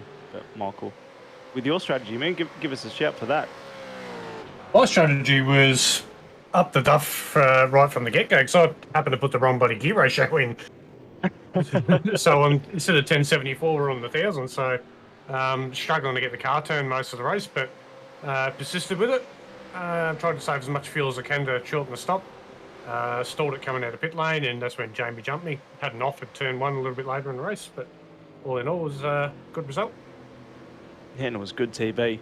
And, you know, that's what I'm here for. And, you know, as long as you put on the show, I'm pretty sure you'd be happy with that. So, if 100%. one of you guys want to give the sponsors a nice shout out for us? Yeah, we'll let the winner do it.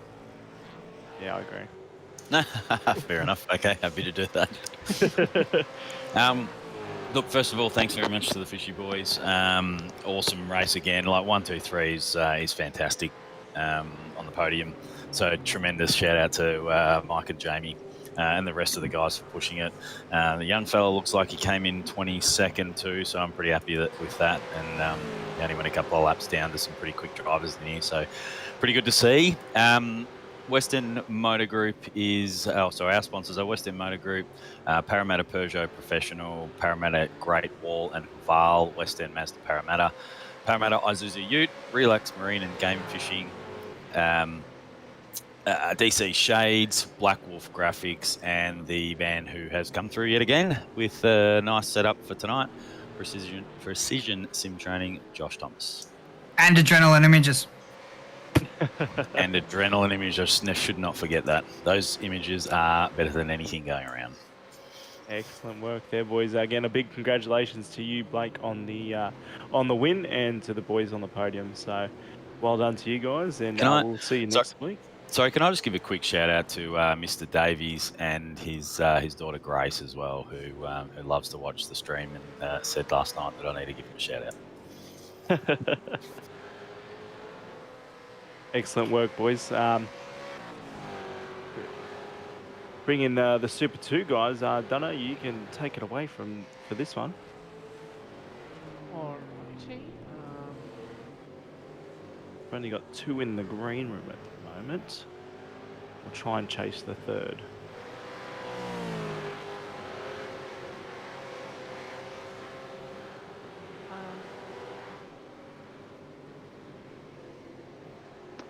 There we go.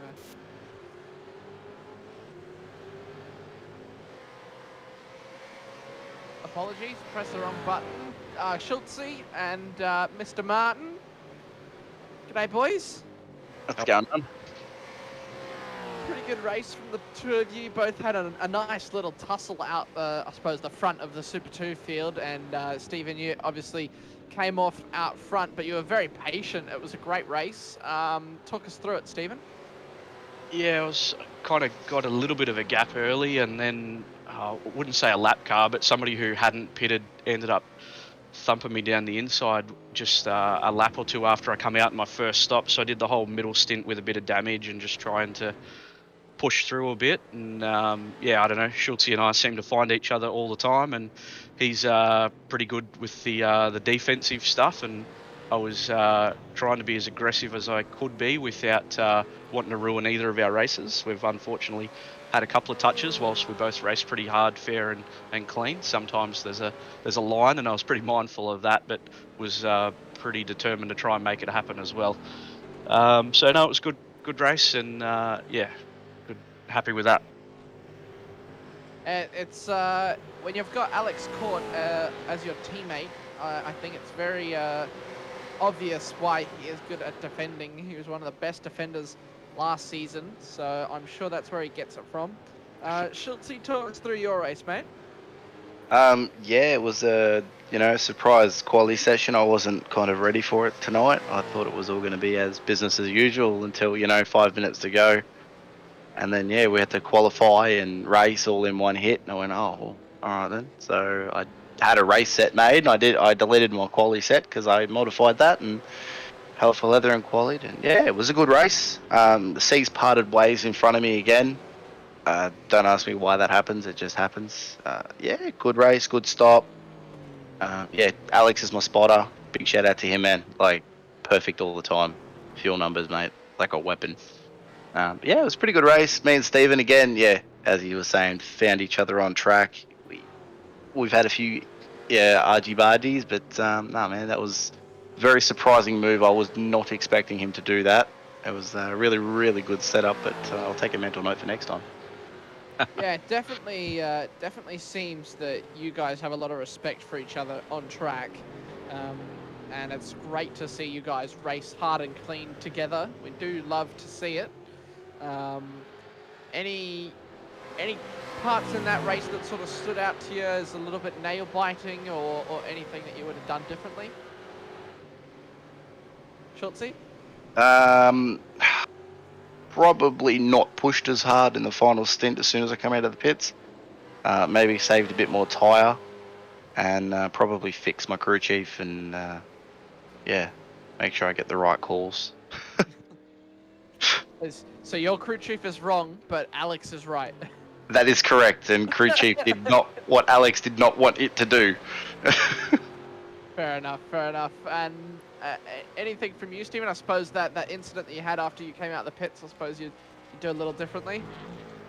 Yeah, I'm not sure. Like, I'd kind of made the pass, so I kind of expected, or I don't know, expected, but hoped that the car behind me would kind of yield and give that up, being that they hadn't made their stop yet. And obviously that line narrows down that only one car fits through. And I'm not sure. Maybe I could have drove like more of a defensive line and kind of covered that, but I just expected that there'd be more of a lift there than a dive. So yeah, I guess if somebody's going to think it's for position, just cover them anyway, I guess would be my hindsight thought.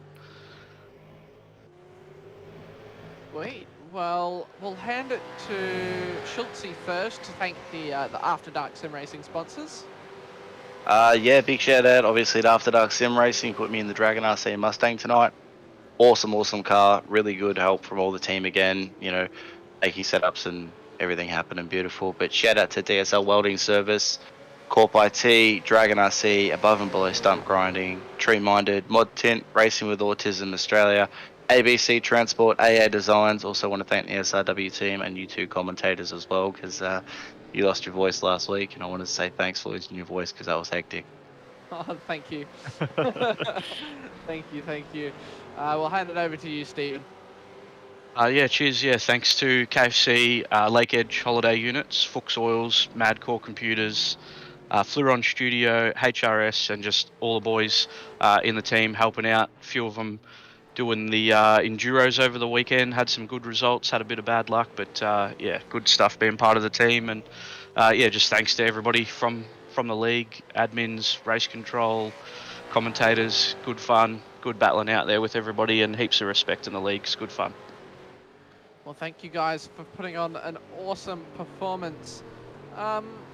If I'm not mistaken, Shibby, I believe that's everything this evening. Yeah. Yeah, quick shout out to Paul Gerlin. I've been corrected. I've been mispronouncing his name for, I think, almost 2 seasons now. So thankfully I've got that down pat now. Thank you for the correction. But a big shout out to him for the 3rd place.